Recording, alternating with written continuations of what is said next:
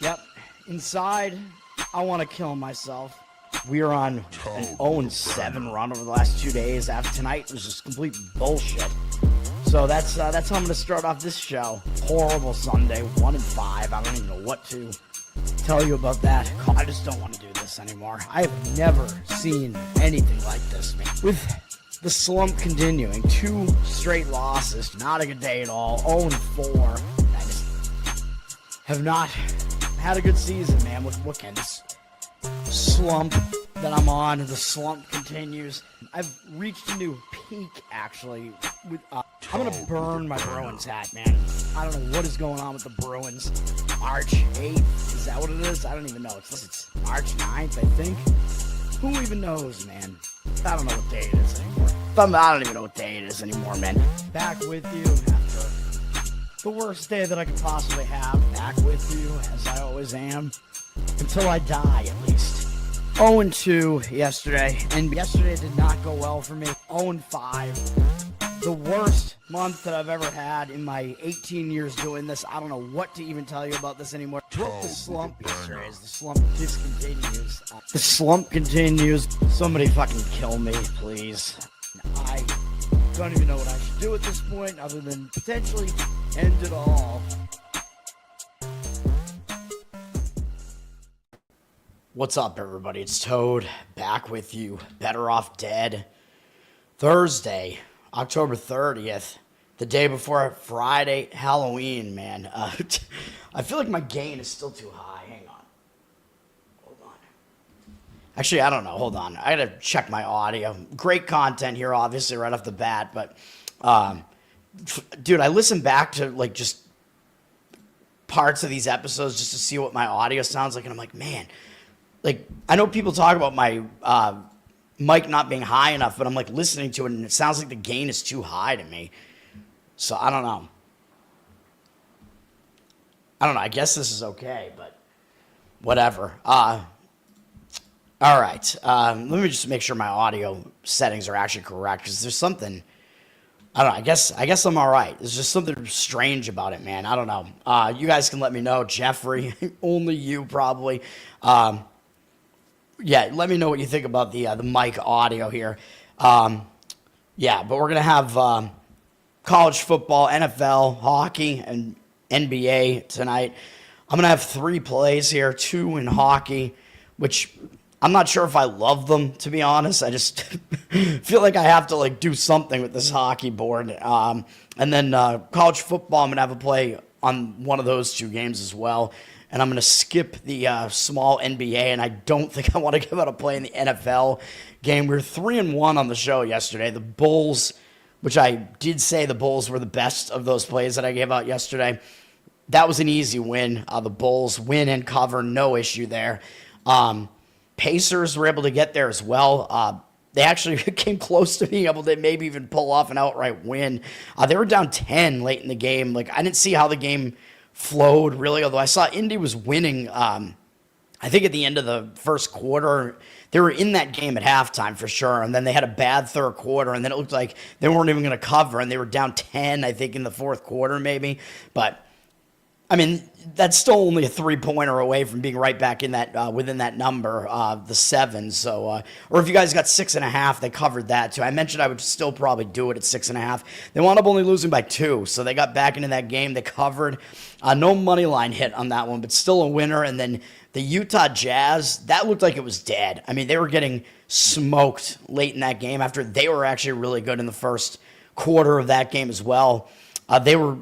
Yeah, and then they had, I think, 2 really, really bad quarters after that. That one I wrote off as a loss. I'm like, well, the market beat me on that one. And then, nope, the Jazz were able to do it. They were able to get in the back door on that one and lose by 2. I was like, all right, hell yeah. I don't even know what happened at the end of that game exactly, because I saw they were down 3 and they got the ball back.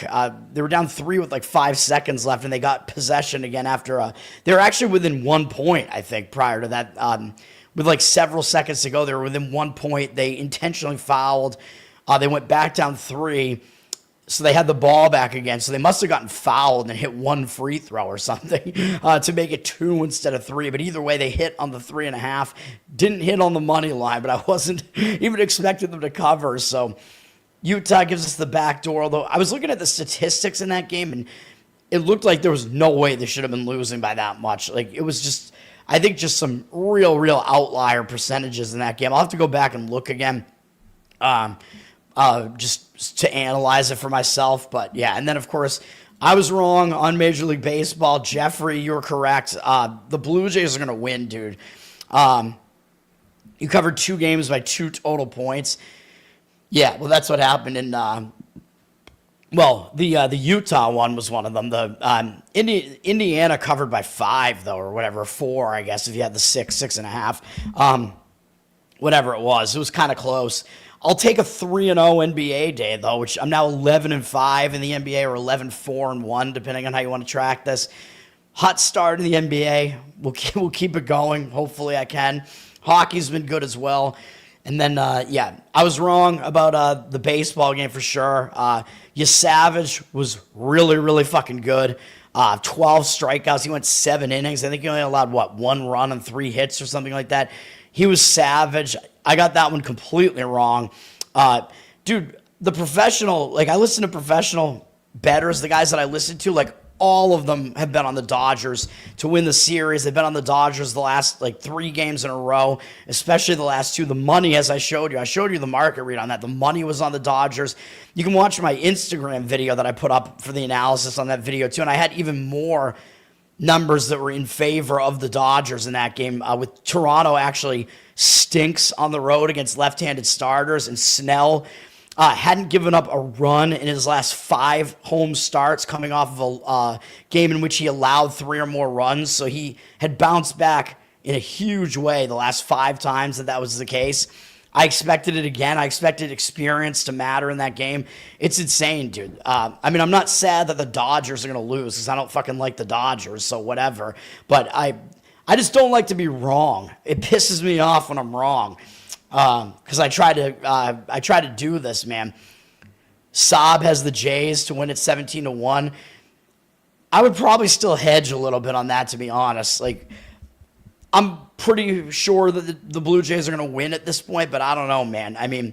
Definitely going to be some hedging opportunity there, and just hedge some of it back, playing the Dodgers, depending on what the matchups look like. I don't know what the matchups are going to look like in these last 2 games, but if Scherzer is pitching one of these games, I don't think that looks very good for the Toronto, to be honest. Mr. Pinsey, what's up, man? Thanks for hanging out. Oh, hell yeah. Hell yeah, man. I love to hear it. Yeah, thanks for commenting. I'm trying, man. This is, I've been doing this for 18 years. It's going to be 19 years at some point. I like to think that I'm good at it, because I've been doing it up until recently, until I had to, stop risking as much money. I was putting hundreds of dollars on all these plays every day, too. So I'm going to continue to give out the same plays that I would be playing if I was. So I appreciate it, man. I had a really bad year up until these last couple of months, though. I'm up on the year now, though, for sure. FanDuel, you got a FanDuel account. Yeah, you want to have as many outs as possible, man. You want to have an account on every book that's available to you, so you can find better numbers. Some books might limit you if you're winning, so it's what you got to do. But hell yeah, man. Last year was a bad one, though. Last year was a losing year. When I first started the show the year before that, I was in the middle of an amazing year. 2022 was even better than 2023. I think 2022 was insane. Actually, I forget. One of those years was really good, and then the other one was good as well. Last year was my first losing year since 2015. So there is that. Oh no, you're in New Hampshire. Yeah, the DraftKings monopoly there. They got to do something about that, dude. Come on, with all the Liberty Republicans that are in Congress or whatever. How about they start moving to break DraftKings monopoly there and get some more books there? Come on, man. It's the libertarian state, DraftKings, the free state. How could they only have one online sports book? Whereas, dude, you have other states that are fairly conservative states that have 8 sports books, Tennessee, I'm pretty sure, is one of them, and I want to say Ohio. A couple of those states like that have that, so no excuse for New Hampshire. All right, let's get into today. Like I said, I'm going to give out 2 hockey plays here, and then I'm going to give out I like one of the college football games, surprisingly. I looked at it this morning, and I was like, yeah, all right, I'm going to do it. All right, I got to get my windows in order here. I had too many windows open. We'll start with hockey. Hockey is the biggest part of the board today, so you'd figure I would have something on hockey, although I don't know how strongly I feel about the 2 plays that I'm going to give out here, man. I think they're decent enough, I guess, that I'm going to give out some plays. Shouldn't force anything, but I don't know. I don't know if I feel like I'm forcing it. Buffalo is playing my Boston Bruins here. The Bruins coming off a nice 5-2 win over the Islanders. The Bruins 5-7 now. Hey, I told you they weren't going to be the last place team in the division. I don't think they will be at this point. They're finally starting to get it together, and that looks even better, I guess, because that win was with Korpisalo in net. They're just staying at home here, so they will have Swayman back in net for this one, I'm imagining. But they do have Carolina up next, so it could be a little bit of a look ahead. Possible they don't take Buffalo seriously, especially because the Bruins already did beat Buffalo back on October 11th. So I don't really love the setup here for the Bruins. Buffalo has been decently competitive so far. You could definitely pick some spots with Buffalo. They're coming off 2 overtime losses, though. But now they're going out on the road, although it's only a single-game road trip to Boston. They do have Washington up next. I don't think they're going to overlook the Bruins, though, because they're returning to where they lost the last time, like I said, not too long ago. So I think they will remember that. I think part of the reason why they lost to Columbus was because they were coming off a tough overtime game against Toronto. They played Toronto in a home-and-home series, and it's pretty much always big when you play Toronto. Buffalo and Toronto kind of have like a thing, too, because they're geographically close. So I could kind of see why they slipped up and they didn't beat Columbus. So I would slightly lean to Buffalo in this one, and the market is agreeing with that one. 67% of the tickets are on the Bruins, 79% of the cash on Buffalo, at least right now. But again, it's a little bit tricky to try to read these markets early in the day, though. Where the plays that I'm going to give out look like they're both like bad with the markets. They look like they're both public right now, but I'm going to do it anyway. I don't know. What can I say? I'm a glutton for punishment, I guess. But the market read does seem to line up with Buffalo in this one. I don't disagree with that. All right. Dallas, Tampa, and Nashville, Philly. Those are going to be both of my plays, so I'm going to hold off on that for a minute. Islanders and Carolina. I'll talk about this because this is actually a pretty decent game here. Carolina, I think, is actually in a pretty good spot, though, and they are the better team. Carolina just returned from a long road trip, and they couldn't get their revenge on Vegas, who they lost to during that long road trip. Returning home, a lot of times it's a bad spot, man. I talk about this a lot. Like, you can have distractions coming into play when you come back home, even though you think they would get up for a game against Vegas because Vegas is good and they had just lost to Vegas. But sometimes you still fall into that distraction spot. You don't have a good game. You got stuff to do back at home. When that happens, that second game back home, you got all your stuff like taken care of, and a lot of times you're going to show up with a better effort that next game. So I think it's a positive spot for Carolina in this one, typically. The Islanders, I think they're going to want to show up as well. They did just have that ugly loss to the Bruins. Like I said, they've lost 2 in a row to Philly and Boston, so they're going to try to salvage something on this road trip. And they have back-to-back tough opponents, Carolina and Washington here, so I expect them to show up as well. Both teams showing up, I kind of would tend to lean towards the better team, though, which is Carolina, obviously, but they're down a little bit on the money line from minus 218 to minus 215. 85% of the tickets and only 82% of the cash on them, so the money doesn't really totally seem to be in alignment with that. But I would probably have a slight opinion on Carolina in that one. So, again, I feel like I'm disagreeing with the market a lot this morning. I don't love that, but that is what it is. Vancouver and St. Louis, a nice battle here of mediocre teams, I guess. St. Louis has lost 3 in a row. They couldn't get their revenge on Detroit. Or, excuse me, they lost 5 in a row. What am I saying? They couldn't get their revenge on Detroit last time out. They're playing a third game in 4 days, but they are back home. They're probably going to want to try to win and split this homestand if they can. So I don't really think that St. Louis isn't going to show up for this one. I'm assuming Binnington is going to be back in net for them as well. He played their last game as well. Vancouver, coming off a home loss to the Rangers. So I actually think this is a positive spot as well. That was a game I gave out the Rangers in that one because I thought it was a letdown spot for Vancouver coming off beating Edmonton. That was a big win for them. They had a bad game. They got shut out at home against the Rangers. So I think a good thing for them is to just get out of there and go on the road. So I think it's a positive spot for Vancouver here as well. Maybe even a better spot for them than it is for St. Louis because I think you're going to see kind of an embarrassed Vancouver team here. St. Louis has 67% of the tickets, 86% of the cash on them. They're up from minus 140 to minus 145 on the money line, although I think I would actually slightly lean to Vancouver as the underdog in this one, but it's not strong by any means. And you could also argue that, well, St. Louis has this bad record, so why are they favored? So it almost looks easy to take Vancouver as an underdog, so I don't like that aspect of it. St. Louis has been pretty bad at home, though. They're 1-4-1 at home so far, so they have not been very good there. Pittsburgh at Minnesota. Pittsburgh, I do think they're not as good as their record looks, as I keep saying. That was part of what I said about that game against Philadelphia. They did lose in a shootout to Philadelphia. They might consider that to be a big game because it is an in-state rivalry between Pittsburgh and Philadelphia. Now they got to go up to Minnesota. They do have Winnipeg, Toronto, Washington, New Jersey all coming up after this. So those are all, I think, opponents they would consider to be bigger games than Minnesota is. So I could see Pittsburgh maybe being in a bit of a hangover spot here, to be honest.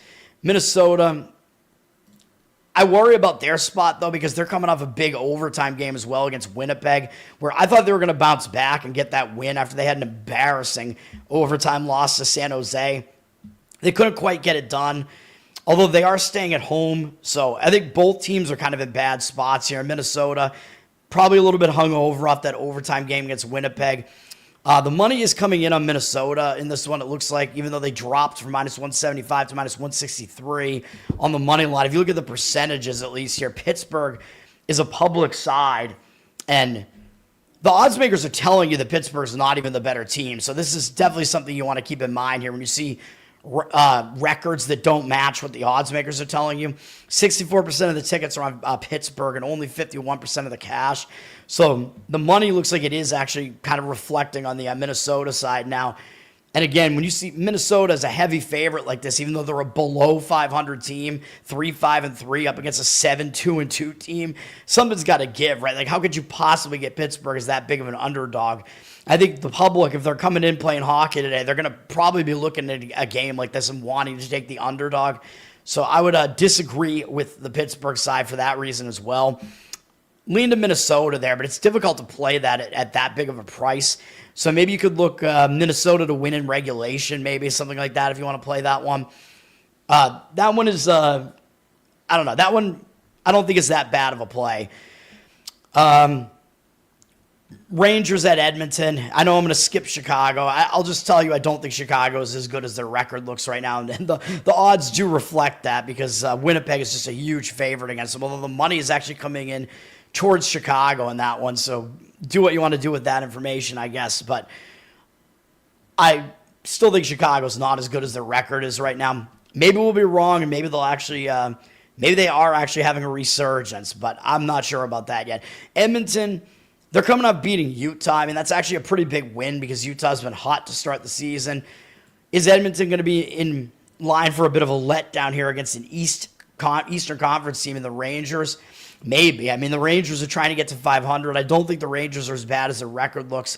They're coming off that shutout of Vancouver, but Quick was in net in that one. Quick was actually good for us in that one. I mentioned that was part of the handicap. I didn't mind that Quick was in net in that one. It will be Shesterkin back in net, so the top goalie that the Rangers have will be back for this one after being rested for that previous game.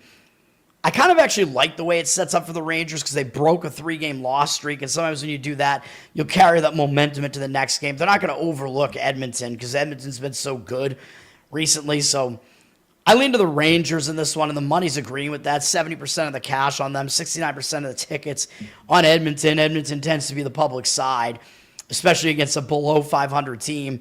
Edmonton down from minus 165 to minus 156 on the money line. So it looks like there's some reverse line movement on that one. New Jersey and San Jose. I kind of think San Jose, I mean, they're coming off a weird game. Let me just put it that way. They returned from a road trip. They got a couple of wins on that road trip where they had been winless on the season prior to that. They came back home and they lost a game to the Kings, which I didn't think they were going to overlook the Kings. They're just not as good as the Kings. The Kings got the job done, only 4-3. But if you look at how this game played out, it was very weird. San Jose lost 4-3, but they outshot LA 40-14. And they had more hits, and they slightly lost the face-off battle. LA did have a lot of penalties in the game, too. So it's like, how did San Jose lose this game? Like, it was just terrible goaltending from Askarov. You can ask around about that guy. People are not fans of that guy right now. He's young, though. Like, I don't know, man. I think he will improve, but just a weird game. Also, LA was winning this game 3-0, so that's part of the reason why I think San Jose just started flinging up like shots, and then they actually tied the game. Very, very crazy game. So on the one hand, you could say, well, San Jose played better in that game than the loss makes it look. I would agree with that, but also they might be in a little bit of a hangover spot because I think that was a big game for them. Yes, it was also a return home spot, so sometimes when you don't play well in the return home, you bounce back and you play better in the next game, but I don't know because they tied the game against the Kings, so San Jose had to put in a lot of effort there. As far as New Jersey, I don't like the spot for them either, though. New Jersey just lost an 8-game win streak and a loss in Colorado 2 days ago. Now they have to go play this Shark team that's probably going to be overlooked by most opponents, and they do have the Kings up next, which is a bigger game than the Sharks. And a lot of times when you lose a win streak like that, you will be hung over in the next game, so I don't like the spot for the Devils. Don't love the spot for either team. We don't see any percentages on this yet, really, and the Devils are a -225 road favorite here. I would lean to San Jose still. I think the spot sets up worse for New Jersey, so you could maybe take a +1.5 puck line with San Jose on that one. Don't know if I really want to do that, though, but that's an opinion on that one. And then Detroit is facing the Kings. The Kings are coming off that win against the Sharks where they had to break the tie late after they, I think, probably just packed it in at that point. Technically, LA is returning home from a road trip now, even though that San Jose game was them returning to the Pacific Coast. And they did have kind of an iffy game in that one, but now this is their technical return home spot. And they've been away since October 21st. So you could argue it's kind of a bad spot for the Kings because it's a return home. Could be a little bit distracted. They do have New Jersey, Winnipeg, Florida all up next. Are they going to overlook Detroit, though?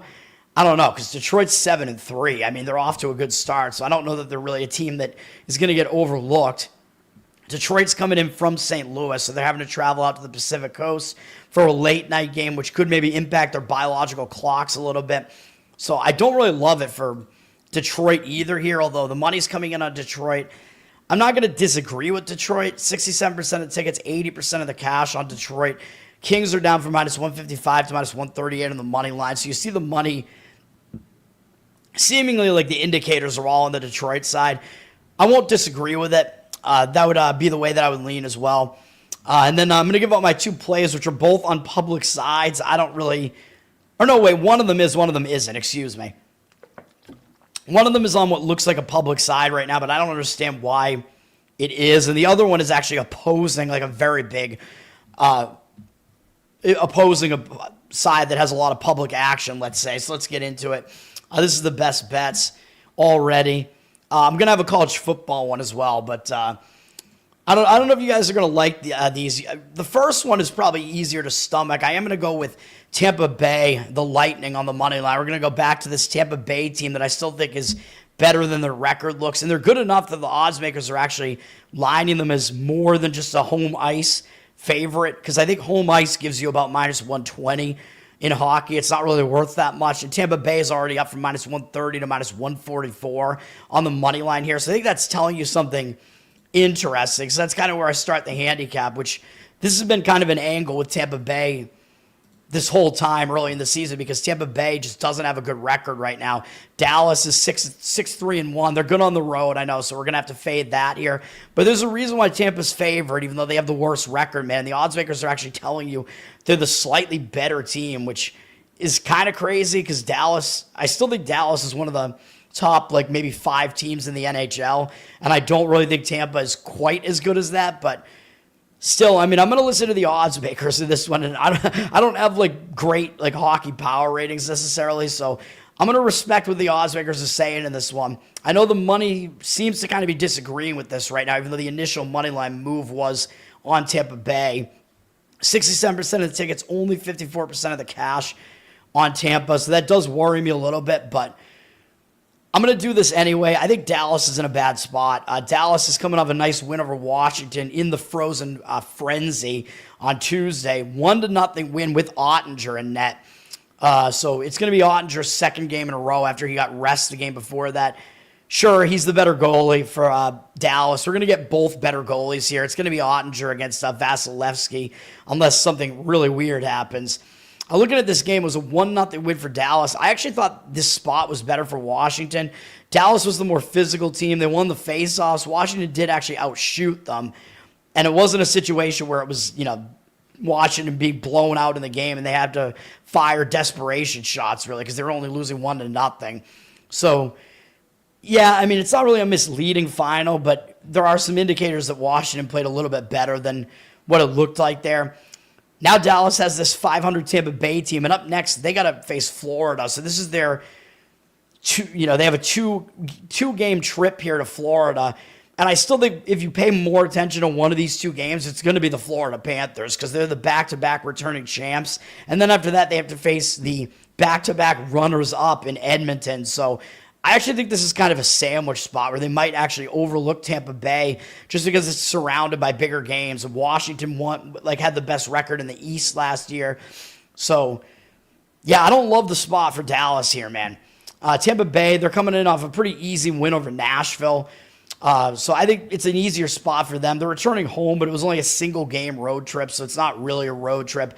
I mean, they were already home like prior to that on Sunday, so whatever. I thought that was a bad spot when they went to Nashville, though, because Tampa Bay had won in overtime against Vegas, and then I thought they were going to be looking ahead to this Dallas game, but it didn't even matter. So that shows me something that Tampa Bay went into Nashville in what was really a negative spot for Tampa Bay, and they still got the win. So that shows me something, man. The Tampa Bay, they're still playing pretty well. Vasilevsky did play both those games, so we'll see if he is back in net here or not. They do have 1 day of rest between each of those games, so that's not really that much of a concern. But, yeah, I like Tampa Bay in that one, so that's going to be the first play. Tampa Bay, money line on that one. I mean, if you want to get the price down a little bit, you could go – I mean, if you want to try to go Tampa Bay in regulation or something like that and get the price way down, that's probably at an underdog price.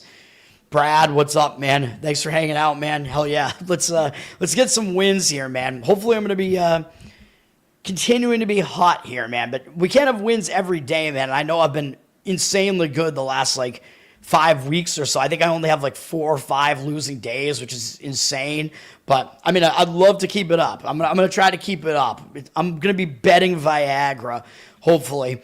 And then my other hockey play is going to be on that Nashville team that I just mentioned. We get them as an anti-public underdog here. So depending on how you look at these games, you either think this is vomit-inducingly ugly or you actually like this better than the other one. 88% of the tickets and 87% of the cash are on the Flyers in this game. Flyers are up from -130 to -144 on the money line. I don't know what spurred that move, really, because I do think Philadelphia is just a very public side. I don't think they're in a good spot. I like Nashville in this one. I think Nashville has the better goalie as well here, which is, I'm pretty sure, going to be Saros here. But also, you're looking at these teams' records, and again, Philadelphia, 5-3-1. And yes, I know we're fading their really, really good home record at 5-1-0 at home. Seems a little bit iffy to fade that, but I don't like the spot for Philadelphia here, man. And it looks pretty easy to play Philadelphia at a fairly small money line price here, with Nashville being below 500, but I don't think Philadelphia is as good as their record looks. I've been saying that. Nashville, I mean, they were a team I had issues with last year because they seemed to be in good spots a lot and they just didn't come through. And again, they may have done that in their last 2 games. I think they just were in spots that I think were bad spots for both Dallas and Tampa Bay, and Nashville did not come through in either game. Although part of the reason why I didn't want them in that Tampa Bay game, and I didn't give them out as a play, even though the spot was bad for Tampa, was because I didn't like Nashville coming off of that Dallas game. I thought it might be a little bit of a hangover effect there. They took the loss. We're going to have Saros back in net for Nashville here because he's only played the last one game against Tampa Bay. And yeah, he wasn't that great in the game, but still, Nashville's coming off a bad loss. They get out of town for a second, fly to Philadelphia, try to win a game. I think they're going to be focused on this, man, because they're coming off multiple losses. And one of the best things that you could do when you're losing at home is to just forget about it and go on the road and just focus on hockey, eliminate distractions. So I think that's actually good. I think this spot sets up better for Nashville for that reason.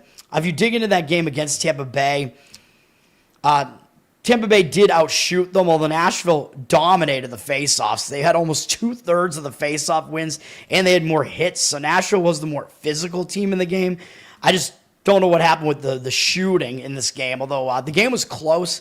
Nashville was only losing 3-2 late in the third period. They gave up an empty net goal, and then another one after that when the game just was kind of over at that point. So the game was closer than it looked, although you could argue, well, that means Nashville's going to still be in a hangover spot, but I don't really think so. I mean, that was Tampa Bay. I mean, yeah, they're a good team. They're a little bit under the radar right now, but there are definitely some arguments to be made that Nashville played better in that game than it looked and that the game was closer than it looked. So I'm going to go with that.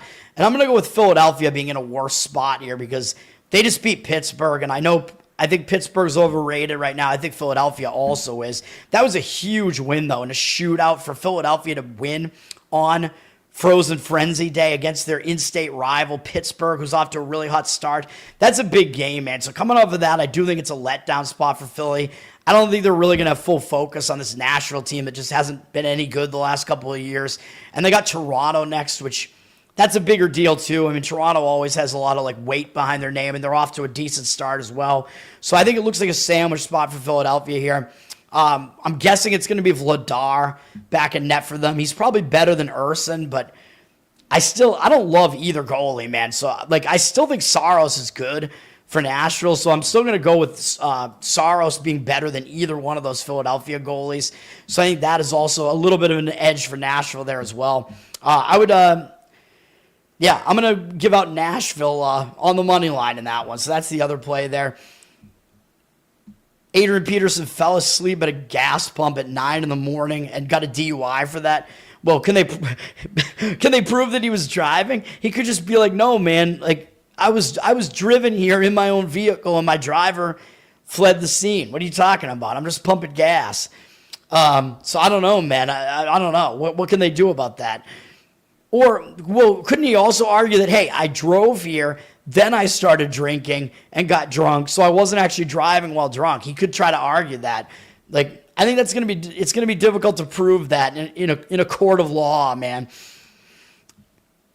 Vladar 3-0 at home. Yeah, I mean, I think he is Philly's best goalie. I'm not sure that he's great, though. I mean, there's probably a reason why Calgary felt like they could let him go. So I don't know. Philly, the town of Philly likes him. Yeah, I just think this is a bad spot for Philly, though. He's 2-0 at home. Yeah, Philly's been really good at home, so I know we're bucking that trend there. NBA, I don't love this NBA board, man. I'm not going to have a play in the NBA here. It is somewhat interesting that Orlando's only a 3.5-point favorite at Charlotte. This Charlotte team might actually not be as bad this year as they have been in recent years. Charlotte also just got smoked by Miami on Tuesday, 144-117. So sometimes when you lose that embarrassingly, you will bounce back from that and have a better game. But they are returning home from a road trip. They've only been away since Saturday, and they stayed on the East Coast, so it's not really the worst road trip return spot. So are they going to fall into that road trip return distraction spot here? Maybe not, because it is Orlando, but will they be totally focused on Orlando? I don't know, because Orlando's off to a really bad start, 1-4, and they're not as bad as this record looks. I mean, Orlando, I think maybe they're kind of going through some they have to go through some growing pains again because all their best players were hurt once they reached the playoffs last year, so they have to get used to having all these stars playing with each other again. This Orlando team is definitely not as bad as this 1-4 record looks, but they're not playing well at the start of the season, and they're kind of in a difficult spot here because they're playing a fourth game in 6 days, all in different cities. This is a third straight road game, and they did get blown out in their last game as well against Detroit, but that was last night, so they're also on a back-to-back. But yeah, they had a terrible game. They lost by 19 at Detroit and gave up 135. This Orlando team, Yeah, I mean, I don't know, man. I mean, they haven't been playing good defense over the last couple of games. What else can I say? I don't think they're going to overlook anybody at that point, though. So sometimes when you have two teams like this that both might be focused, sometimes you want to look to the better team. But the money's coming in on the Hornets in this one. Magic down from 4-3 here on the line. 54% of the tickets are on Orlando. 65% of the cash coming in on the Hornets, though the public is still not buying the Hornets 2-2 start versus the Magic 1-4 start. I mean, obviously, there's a reason why the Magic are favored. They're still the better team, as the odds makers are telling you. The spot isn't great, so I think that's part of the reason why the cash is coming in on the Hornets here, because it's the back-to-back, the third game in 4 days, all with travel for the Magic. So the spot is worse for the Magic for that reason. So I'm not really going to disagree with the market in that one, but I certainly don't want to give out a play on that game. No way. Orlando, they're still figuring it out. Yeah, I mean, they did have those guys playing for most of that time, so they're going to gel again at some point with Banchero and Wagner there. So, like, those guys are back. So, and I think, do they still have Suggs? Is he back too? Because all three of those guys got hurt during their, like, playoff, or before or during their playoff run last year. You can't get there with any NBA underdogs. Neither can I. I actually kind of like the favorite in the Warriors-Bucks game, which is the Warriors. The Warriors are laying 3. It's up to 3 with juice. Bucks are starting to look like a little bit of a public home underdog here.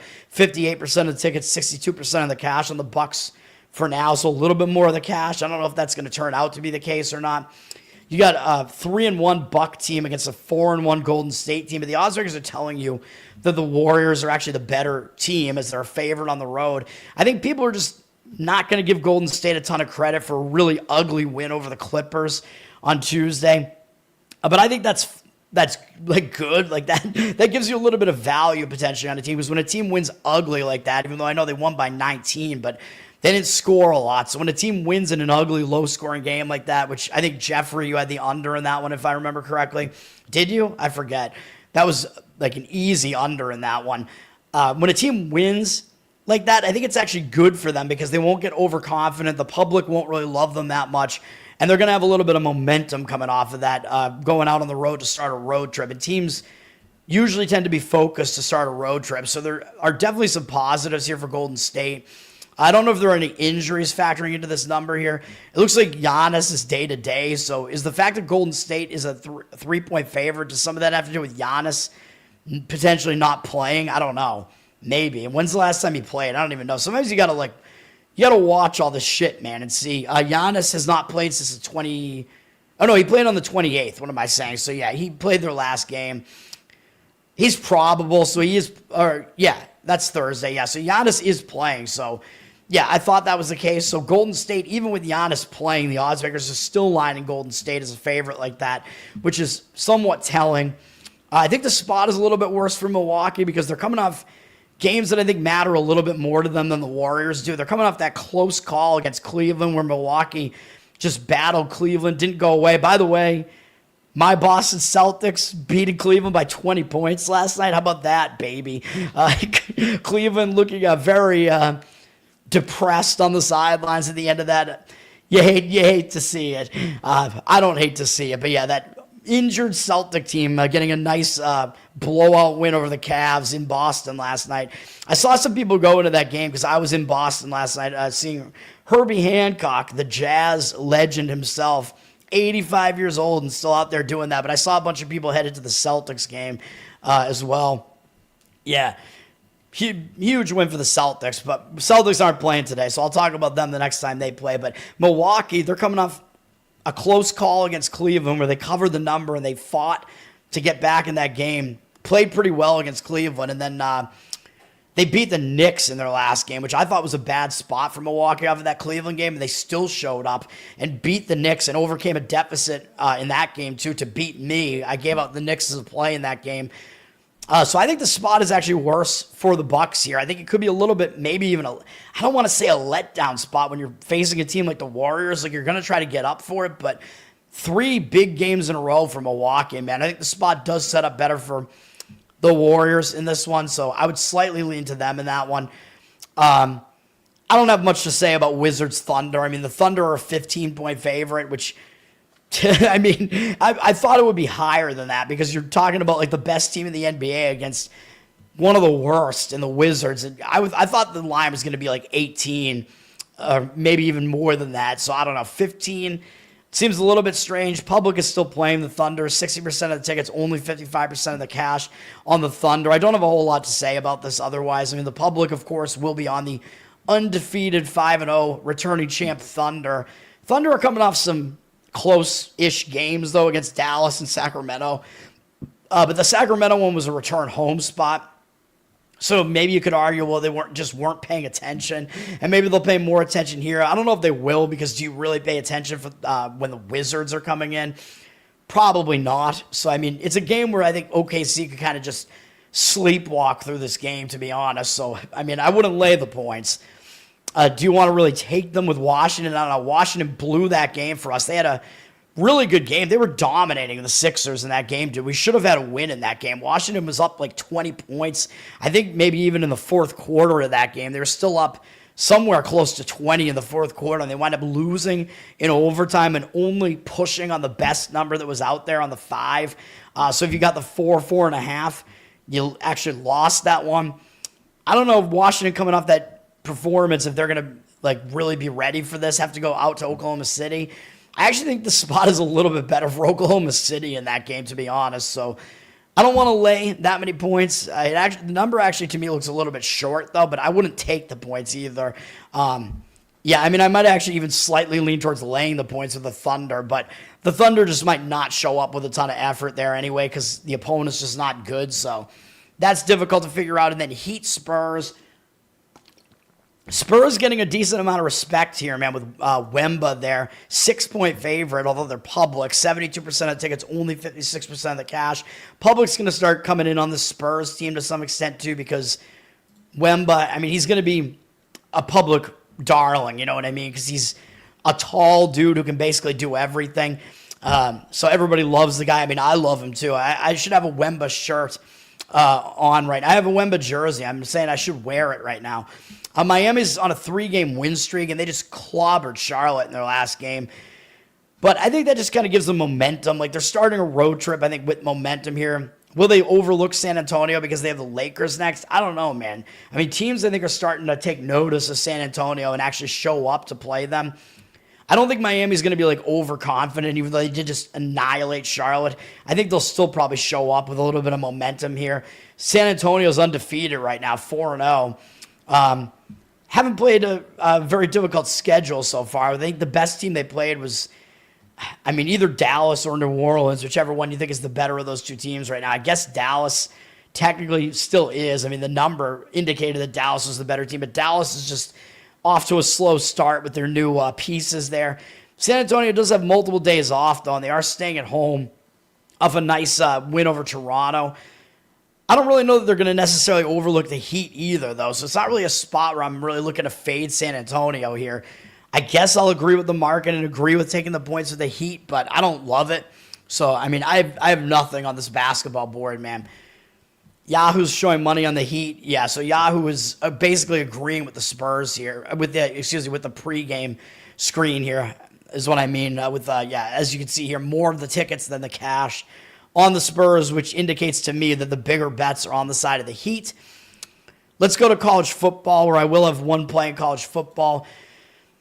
These games are actually pretty interesting. They're both in the American Conference. The first game, they're both at 7:30 p.m. Eastern, but the first game on the board is Marshall and Coastal Carolina, and it's the first listed on ESPN's schedule, too. On ESPN2, first of all, I will say that Coastal Carolina is not as good as their record looks, so that's why you see these teams, they're both 4-3, and Coastal Carolina actually has an additional win in the... Oh, sorry, this is Sun Belt. The other game is American. This one's Sun Belt. My mistake. But, you see that Coastal Carolina actually has the better conference record. But the odds makers are telling you, no, Marshall's actually the better team, even though I thought Marshall would suck this year, because, again, I always point out that their entire team left and went over to Southern Miss. But Marshall has actually done surprisingly well so far this year. They're headed towards maybe making a bowl, which is crazy to think about, because they're the team, if you remember last year, they got into a bowl, and the entire team left, and then they had to, they backed out of the bowl because they didn't even have players anymore, if you remember that. Marshall's up from a 3.5-point favorite to a 6.5-point favorite here. I don't know if there's some like injury issue that moved the line like that. I don't see why the line moved to that extent. 55% of the cash on Marshall, 62% of tickets are on Coastal. So the public seems like they think that there's value with taking the team with the slightly better record, the better conference record at home as an underdog. So I'll tell you that, yeah, Marshall is the better team, and it's a little bit misleading. Like, mostly, Coastal Carolina is way worse than their record indicates. So that's really where I kind of fall. Like, to start this handicap, I'm like, yeah, Coastal Carolina is nowhere near as good as their record looks. They had this one win against South Alabama. That was like their biggest conference win on the road. They were double-digit underdogs in that game, and South Alabama was in a terrible spot. I think after playing like Auburn really close or something like that. So I pointed that out on my show. So that kind of explains that Coastal Carolina win. It's pretty misleading, to be honest. And then Coastal Carolina beat UL Monroe. I mean, they're a bad team. And then they did win at App State last time, which is another upset win for them. But App State, they're kind of down this year, man. They only have one conference win, so I don't know how much you can really put into that win over App State. They're not as good as they have been in recent years. Coastal, it looks like they either lost their quarterback or switched quarterbacks, but I don't even think it really matters. I mean, neither of their quarterbacks have been good this year. Actually, they've had 3 different quarterbacks this year, so I think they really just don't have a good quarterback. So this Coastal offense actually really, really sucks. So I don't really see how their record is this good, and I don't think their defense is necessarily particularly good either. But I mean, I think their offense is really the worst part of their game, though. They're coming out of a bye. They went into a bye with 2 straight wins, though. And I talk about this when a team goes into a bye on multiple wins in a row. It's not a very good spot because what are you going to do in that bye? Like, you don't have anything to fix. Like, you've been really good going into the bye, so you don't really use that bye necessarily to your advantage. They went into the bye on a really good note because it was that upset over App State, where I think they were double-digit underdogs in that one, and they pulled off the upset. And again, Coastal Carolina, having pulled off 2 double-digit road upsets since Saturday, September 20th, that makes them look better than they actually are. So take that into account here. I think it's a bad spot for Coastal, but I actually think the spot is maybe even worse for Marshall. Marshall is also coming out of a bye, and they went into the bye on a good note as well. They went in on 2 straight wins, and one of them was against Old Dominion. That's a good win. Old Dominion has been one of the better teams in this conference, and then they beat Texas State in double overtime as an underdog here. Texas State was, 2.5-point road favorite in that one. Double overtime, big win for Marshall in that one too. So they went into the bye on a really good note. Now they're coming out of the bye, and they play Coastal, which Coastal's not really a good team. I mean, the only hesitation that I would have with saying that Marshall might overlook Coastal here is that it's a primetime game and that Coastal has a decent record in the conference here. Otherwise, I would think they would, if Coastal lost those 2 games where they were a big underdog, I think I might be actually giving out a play on Coastal here because I think Marshall would look right past them. Marshall has a big game up next against James Madison, who is like the best team in this conference, the class of the conference. So it looks like a pretty bad spot to me for Marshall. Again, they had that bye also that could be a little bit of a momentum stopper. So both teams are coming out of a disadvantageous bye, I would say, which makes it a bad spot for both teams. But I think the look ahead for Marshall here to James Madison makes it actually slightly worse for Marshall. So I would hesitate to actually agree with the market in this one and want to lean to Marshall laying the points here. Marshall also not a good offense, dude. Just to keep that in mind, they have very little rushing attack. I mean, their leading rusher the last 2 games was their quarterback. So, I mean, he's a dual-threat quarterback, but you're looking at 2 pretty lousy offenses. So I think the under actually maybe is worth a look in this game. The total's up a little bit from 55 to 55.5. 72% of tickets on the over, but only 57% of the cash on the over. I mean, these offenses kind of stink, like I said, so I could see this maybe being a lower scoring game than what the odds makers have thrown that total out there at. So just things to keep in mind. And yeah, the spot is so bad for Marshall that I might actually slightly lean to taking the extra points with Coastal, but I certainly don't want to do it. Michael Vick versus Deshaun Jackson in what Delaware State game? There's an FCS. Yeah, Norfolk against Delaware State. Yeah, correct. Wait, Michael Vick, yeah, he's is he coaching there now at Norfolk State? He might be. I guess apparently he is. I didn't know Deshaun Jackson. So Deshaun Jackson's coaching Delaware State. Is that right? That's interesting. So if that game's on TV, is it on TV? I don't know. ESPN's not showing it here, but maybe. You might be able to find it on ESPN Plus or whatever it is now, which I do have. But yeah, that is a bizarre coaching matchup if that is what it is. By the way, Michael Vick and Deshaun Jackson, that's the Madden speed matchup. They both had like 99 speed ratings, right? If you remember that, they were the fastest Madden players when they were both in their prime. It's the Madden speed game. Yeah, that's crazy. Yeah, Michael Vick. There was a documentary about Vic. I don't know if it was one of the Untold ones or something else. I think it was on Netflix. I watched it. It was actually pretty good. I mean, it makes you sympathize with Vic a little bit, even though I hate, the fucking the dog fighting shit. I hate it. I mean, I know there are a lot of pit bull haters out there. I'm not a pit bull hater. I think pit bulls get a bad rap because their owners suck, and a lot of people own them who shouldn't own them. So, yeah, I'm a big fan of dogs, so I hated Michael Vick for doing that. But that documentary does make him a bit of a sympathetic character, and I think he's kind of atoned for that to some extent, which is, it's why, I think he came back to the NFL for a little bit, and it's why he's able to be in football somewhere. Maybe we'll see Michael Vick coaching in the NFL. How about that? The game I'm going to give out a play on here, we're going to take the points with Texas San Antonio, UTSA, plus the 6 here. Right now, it looks like Tulane has more of the cash on them, but I don't know if I buy that. They're up from 3.5 through the 5.5, basically. I think you can find 6 out there. I don't think it's going to get to 7, though, but it's basically in no man's land there. 5.5, 6. 6 is obviously slightly better, and it was easy to find a 6 out there this morning.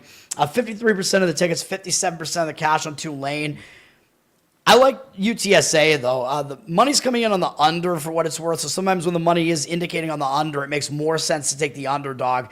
The total's down a little bit from kind of mid-total here, down from 56 to 54.5. That's like a mid-range college total.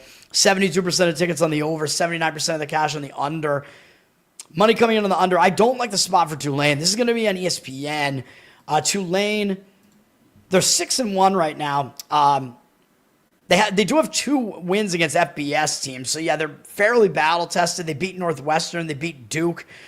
Duke was a big game, though, because that was Tulane facing their former quarterback, Mensa, and they were able to beat him, although I think it was a little bit of a misleading result in that game, too.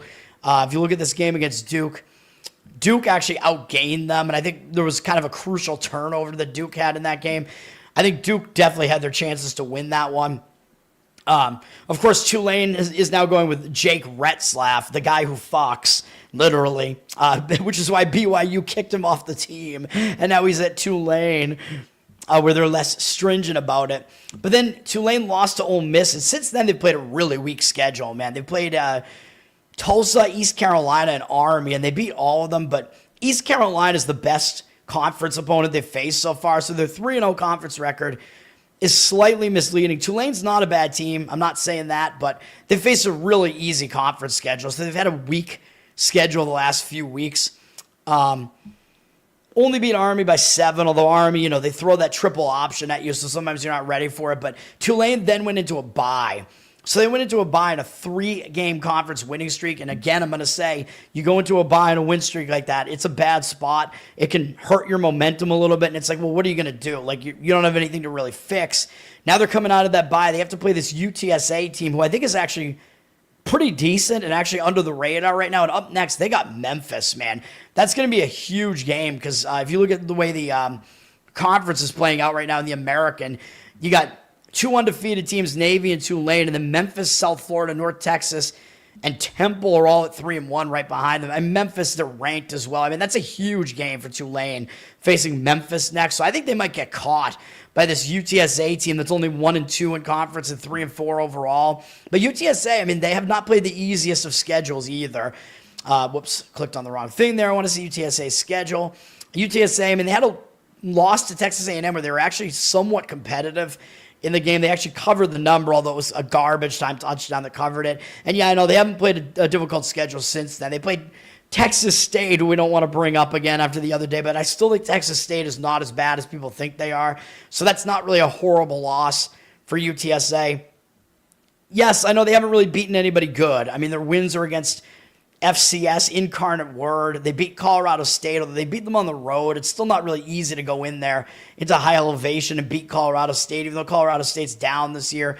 They played really competitively against a pretty solid Temple team on the road, so that was a pretty good performance from UTSA. And then they beat Rice, but they annihilated Rice. Rice is not a very good team, but they do try to throw the triple option at you, and UTSA absolutely drilled that team. And then they faced North Texas, and they got obliterated, and that's how they went into the bye. North Texas, as we know, they're one of the most prolific offenses in college football with Mestemaker there, who set a single game record, I think, for all levels of football in U.S. history with 610 passing yards or whatever it was, 608, whatever it was, just really crazy there in that game. So UTSA, they're just not built to come back, man, but I don't think they're going to need to be in this game. The thing that UTSA does well, as you can see here, is they run the football. They have multiple guys that can run the hell out of the football. I like underdogs like that, man. Underdogs that can run the football. You know I like that. And UTSA, I think they're maybe a little bit underrated defensively too, even though I know North Texas were able to run away with it. But I also don't mind that because UTSA also went into a bye, but they went into a bye on a bad note. They got blown out by North Texas going into the bye. So you go into a bye on a bad note. I think you're going to use that bye to fix some things. Come out of that bye. Now UTSA gets to host this game on ESPN. I know they've done it before, but I think UTSA has actually been fairly good in these primetime games they've been able to host recently, which they still don't get to do it that often. So this is the first time doing it this year. They get to host the game on ESPN. I think they're going to be pumped for it, man. I think the crowd's going to show up for it. It's going to be in the Alamo Dome. It's going to be rocking. Tulane, they've already played a Thursday night game. They're a little bit more used to it already. They got to host one already. They're on the road this time. So I think the game does mean more to UTSA for a lot of reasons. I think UTSA a little bit under the radar. And again, UTSA, they're 1-2 in conference. But again, their conference losses were to Temple and North Texas. And those are both good teams in the conference. So UTSA has faced a much more difficult conference schedule so far than Tulane has. And then, yeah, they annihilated Rice, who's not good, but still they obviously took care of their business in that one and crushed them. Yeah, I like UTSA, man, and they profile as a good underdog. As long as they can stay in the game, teams that run the football like that, they can slow the game down, but that also can help their offense actually gain yardage and move the football as long as the game doesn't get totally out of hand. I think they're going to be in this game from start to finish. I think it's going to be close. I like UTSA, man. And especially because I think the scheduling spot is better. We have one of those, I call it the inverted bye situation, where you have Tulane coming in off of a bye that came at a bad time and I think will stop their momentum. And UTSA is coming out of a bye that I think came at a really good time where they can fix whatever went wrong. So I like UTSA. It'll be a play for me, man. We'll go with a primetime college football game here. How about that?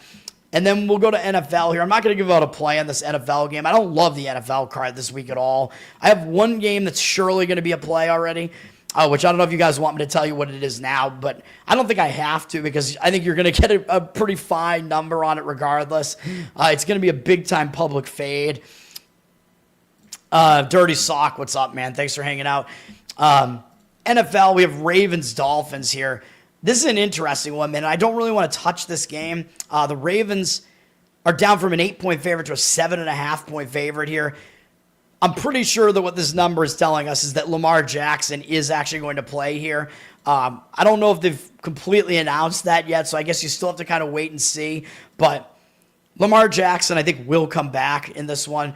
The Ravens, 69% of the tickets, 75% of the cash on the Ravens. So the Ravens, still a public side here, even though the Ravens have a bad record right now. But obviously, I keep telling you, week after week, the Ravens are still one of the best teams in the NFL. They've had a really, really difficult schedule. They had some bad breaks. They lost Lamar for multiple games. I think, and I mentioned this, I think you could still do this, but I mentioned this when the Ravens went to 1-5 before Pittsburgh lost their next game. You could have gotten a really nice price on the Ravens to win the AFC North. You could have gotten them as a slight underdog. You could still get them at about -130. to win the division. I think it's going to happen, man. So this is just an aside. Like, I think if you want to do something with the Ravens right now, I think the Ravens are going to win this division. I mean, Pittsburgh, their defense has been bad. They're not as good as they look. This Raven team, I mean, look at their upcoming schedule. They got Miami, Minnesota, who doesn't even have a quarterback basically right now. Cleveland, which I think that's going to be actually the most difficult of these games because it's a revenge spot for Cleveland. It's on the road. It'll be a third straight game for Baltimore, but it's still Cleveland. And then they have the Jets. So Baltimore, probably at worst, they're going to come out of that stretch winning 3 of those 4 games. And then they're going to face Cincinnati and Pittsburgh twice still. So they're going to be able to overtake their divisional opponents who have a chance to win the division because Cleveland does not. The division winner is obviously going to be one of the non-Cleveland teams. So the fact that Baltimore still has all their games left against Cincinnati and Pittsburgh, and they'll be able to do that theoretically, at least with a healthy team at that point with Lamar back and whatever, I think Baltimore is going to win this division. Nate, what's up, man? Thanks for hanging out. NFL, I'm not going to give out a play on this. I have to give out an opinion on the side, though, because I always do. And it's tradition, and I'm Mr. Thursday night because I'm now 8-0 in the Thursday night games, 2-0 in my plays on Thursday night. We had a nice, easy win last week on the Chargers. This game I don't like, though, so I'm not giving it out as a play, but I will have a slight opinion on it. But, yeah, the Ravens, I gave them out as a play last week. They came out of the bye. So anyway, yeah, I would. If you want to play the Ravens in some way, you can play them to win the AFC North. I keep saying NFC, the AFC North. I think they're going to win that division. But they're coming off a nice bounce back win. I gave out the Ravens as a play last week for that reason. And luckily, I do my show late because, although it didn't matter because they covered the larger number 2, but they were like a 7-point favorite with Lamar scheduled to come back, and then he didn't come back. But I liked that better because Tyler Huntley played like this year a little bit, and he was really familiar with the Baltimore system because he used to be on Baltimore. So I actually liked how that set up. They came out of the bye. They got the job done against Chicago, but Baltimore's offense wasn't that great in this game. Just Chicago, they got problems, man. I'm not a Caleb Williams believer. Baltimore, yeah, they got the job done for us. They won, but they actually got outgained by the Bears in this game. So I have some hesitations about Baltimore right now for that reason. That game was a little bit better than it looked. And now this is going to be their second game out of the bye. And yeah, they're hosting it. It's a primetime game. They got to keep winning, obviously, because they can't really afford to lose very many more games here. Or not, they're not hosting it. They're on the road. My mistake. But still, they're going to try to win all these games, but I don't know if the spot is as good for them. And if Lamar Jackson is coming back, you know what I say about this. I keep telling you that when the injured player comes back, it's the reverse injured player spot. And what will happen is the line will move, which I think it has. I think this line is indicating that Lamar Jackson is playing because the Ravens are 7.5-point road favorite here. And when that happens, he's got to still get back up to speed. Like, he hasn't played a game yet, so he's got to work his way back. The team has to get used to him being back. After winning last week, the team can, kind of take their foot off the gas maybe a little bit. Think maybe it'll be a little bit easier to beat Miami here. And Baltimore, I believe, if I'm not mistaken, they actually completely throttled Miami last year, right? I think I lost a play on that one, too. Was that last year or was that 2 years ago now? Fuck, I think I'm misremembering that. I think it was 2 years ago. I think they didn't even play Miami last year, though. So maybe it is still a revenge spot. I don't know why. I remember that game because I gave out a play on it, but I don't know if Miami's going to remember that or not. Yeah, this was the game. Baltimore hosted Miami and beat them 56-19. I thought it was a bad spot because Baltimore was coming off that really big Christmas game against San Francisco, and they had Pittsburgh up next. Seemed like a big-time sandwich spot, and I didn't get it right in that one. Is that going to mean it's revenge 2 years later? I don't know, but a lot of these players are still there. So maybe Miami remembers that. But I wouldn't take that into account that much. I just have that in my mind. Maybe there's an additional motivational angle here from Miami. What else was I going to say about this? I don't even remember. But yeah, Baltimore, it is possible they kind of take Miami a little bit lightly, though, is what I was saying, especially with Lamar coming back. So you're asking Baltimore to cover a big number on the road here. Not sure that I totally love it. And yes, Miami's coming off a win that made them look too good against Atlanta. And Kirk Cousins was just horrific in this game. I couldn't believe how bad he was in this game. It ended my Survivor. Just absolutely terrible. It wasn't really misleading final, though. I mean, Miami did just dominate them. Atlanta just did not move the ball in this game. There weren't really many turnovers here, only one turnover. Miami just had the upper hand in this game, so it wasn't really misleading. Normally when a team like just destroys an opponent like that as an underdog, like Miami did, a 7.5-point road underdog, normally I'm going to be looking to go against them, but I'm not going to be looking to do that here. I mean, I think they're going to consider this to be a big game against Baltimore. McDaniel, his coaching tenure is on the line here still. I think that win could also kind of help them because they had lost 3 games in a row, and getting a win can maybe give them a little bit of momentum moving forward here. So I'm going to lead to Miami plus the points in this one, man. I think if you have to play this game on the side, that's the way I would do it. There's no way I'm actually going to do it. But you got the reverse injured player spot coming into play, at least on the side of the Ravens there. So I would lean to taking the points with Miami. The total's gone way up from 48.5 to 51. I think part of that is also because Lamar Jackson is coming back. I would actually probably lean to an under in this game, though. It's a Thursday night game, and well, I also talk about these Thursday night games, and the road team actually is worse off on Thursday nights, especially when they're going to an opponent where they don't usually play there, which is the case here. Baltimore is not very familiar with going to Miami. So the home team, they have like the quicker turnaround time, right? Because they're playing at their own home, right? So in the quick turnaround time, they can deal with the quicker turnaround time better and prepare more easily because they're just used to playing there, whereas the road team isn't really used to playing there. And as I just showed, I don't think the Ravens have played in Miami for years. So that's a little bit of a concern as well for the Ravens here. So the quick turnaround time actually does help the home team as well. But I'm also going to lean to the under in this game a little bit. Unders do happen quite often on Thursday. I know they happen more in, I think, like divisional matchups because the divisional teams, they know how to defend each other because they know each other. But I think this line has overreacted a little bit to Lamar Jackson coming back. 74% of tickets on the over, 71% of the cash on the over. So the money is indicating on the under a little bit, thinking this is an overreaction. The public's going to come in and want to take the over, especially because actually both of these defenses have been pretty bad this year. I think the Ravens' defense is actually improving, though they were bad to start the season, just kind of inexplicably bad. They're usually not that bad defensively, obviously. They're more of an offensive team now, though.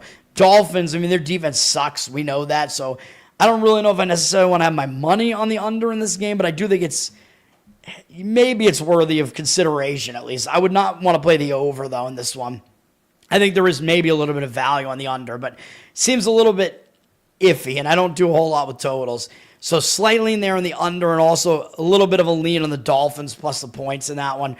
Putting my Thursday night record at stake yet again, although not going to give out a play on that one. Under for Broncos-Texans. My first reaction in that was towards the under in that game. 70% of the cash and 70% of tickets, 57% of the cash on the under. The total actually went up from 38.5 to 40. I would kind of wait on that and see if you get 41 because 41 is a key number. I agree with the under, though. You have two solid defenses. Broncos-Texans, I'll talk about it more on the NFL show. But, yeah, those are two good defenses. I don't trust either offense, really. So I think the under is certainly worthy of consideration in that one. I think it's going to be a pretty ugly game just generally. So, yeah, I don't disagree with that. And I'm probably going to be leaning to the Houston side in that one, too. But we'll see what maybe gets sober. Health, just mental and physical health, not great. I was just drinking way too much, drinking to excess. Didn't like who I was when I was drunk. I was, kind of a dick and whatever. But I didn't Adrian Peterson it really, but I did crash my vehicle on the day that mask mandates lifted. I wasn't it certainly was not my drunkest state, but it was like a bunch of things came into play at once. It was like dusk. It was bad weather. It was this really bad turn off of the highway, a few beers, and all of that coalesced into one, and I hit a telephone pole, totaled my car. I'd had that car for 11 years, so it was about time for me to get a new car anyway. But there was nothing legal happened. The town police were really nice to me. I was injured, and then the Like I was like bleeding from the face and whatever. I had temple laceration, broken nose, whatever. The EMTs showed up and they were like, get in the ambulance. I'm like, nah, I'm fine. But they were like, no, get in, because I think what they were doing is, get in. We're going to take you to the ER. Don't be here when the state police show up, because it happened on a state route. So the state police were going to show up. The town police were really nice. They weren't going to do anything to me. The EMTs were really nice as well. And I didn't realize that's what they were doing, like trying to get me away from, make sure I was gone before state police showed up. But that is what happened. I went with the EMTs. I got in the ambulance. Wound up in the ER for 5 fucking hours. That was... Dude, the day the mask mandates lifted, everybody was out drinking, man. There were so many people in the ER. I had to wait 5 hours for a CT scan just so they could release me and just be sure that I didn't have a head injury. It was ridiculous. It was a 2010 blue Ford Focus SES or whatever, the slightly higher end model. I've totaled 2 Ford Foci. The first one that I totaled, I'd only had it for like a year or so, and I swerved to avoid a squirrel. I was totally sober, and it was just an idiotic situation. I crashed my car then as well. But I'm driving a Bronco now, baby. Not a Denver Bronco. Hey, everything's a simulation, man. The Denver Broncos. Now, I am driving a non-Denver Bronco. It's only a Bronco Sport, though, because those came out before the new full-size Broncos. But I like the Bronco Sport, though. It's tough and maneuverable. You total the Focus in a DUI as well. You're incriminating yourself, man. Don't do that. Although, I guess maybe I did. I don't know. Statute of limitations is over. What's not a good car? Fantasy, Bo Nix or Jordan Love? Who are the... Jordan Love.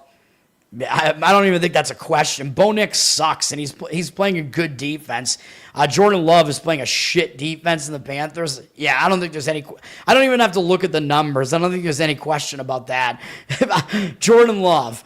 All right. I was going to answer... That's the play, by the way. Oh, my God, another segue. We're in a simulation. That is the Fade the Public play. Carolina Panthers plus the points. It's a horrific spot for the Packers. I identified it almost right away. I think you can actually wait on that and see if you can actually get the number to get up to 14. I don't think there's any rush on playing that right now. If you get 13 and a half, whatever, it doesn't really matter. If it gets to 14, that'll be even greater. I'll talk about it on my NFL show, but yeah, I think it's the best play of the week, in my opinion. You played him? Hell yeah. I'm not much of a fantasy guy, really, though I'm 7-1 in my main league this year. I've been good in fantasy, but I don't know. You paid your fine. There you go, man. All right, that's going to do it. Thanks, guys, for hanging out. I appreciate it. I appreciate the new faces here as well. I appreciate the regulars. I appreciate it all, man, and the banter here. I got to get this show up. I got to get some food here, eat lunch, I mean. Once again, the plays. I don't know if I love these, but hockey, we got the Lightning money line, and we got the Predators. I don't know, man. That would be a better name for Israel if they had a pro hockey team, the Predators.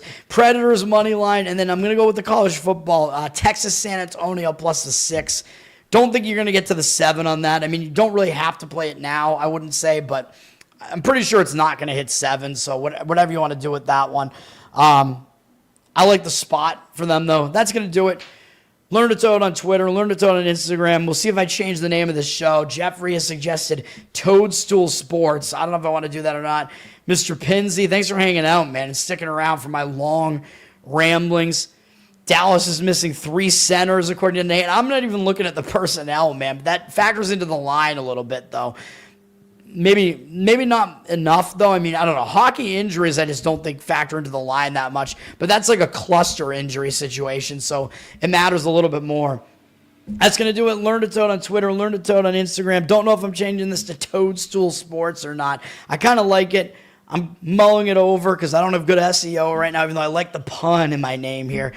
Learn to Toad. Twitter, Instagram. Like and subscribe to the show here, man. It helps me out on YouTube.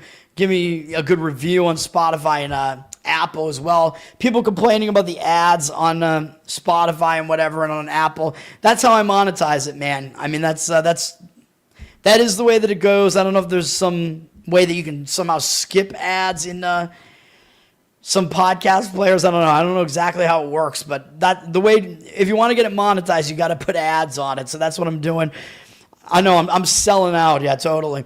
I've only made like $4 off it so far. So, and I haven't even, you don't see any of the money until you make at least $10. Ooh, I'm really rolling in it now, man. I should be betting these games though. I've been so hot right now.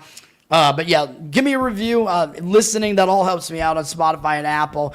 And then Covered in Uke is my Uke channel on YouTube. I'll probably try to get one more Halloween cover in if my voice holds up. I got to get the feed up for the Patreons. Patreon.com/LearnToTone. I'm going to just barrage them with all the rest of the Halloween ones that I haven't put up yet that I've done so far. I got to do that probably today.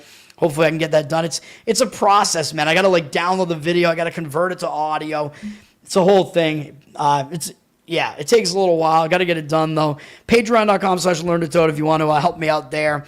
We got it's all Uke content right now. The Uke Spotify feed, and then the highest level you get prioritized requests, which I did one for our man Charles already with the mash, the monster mash.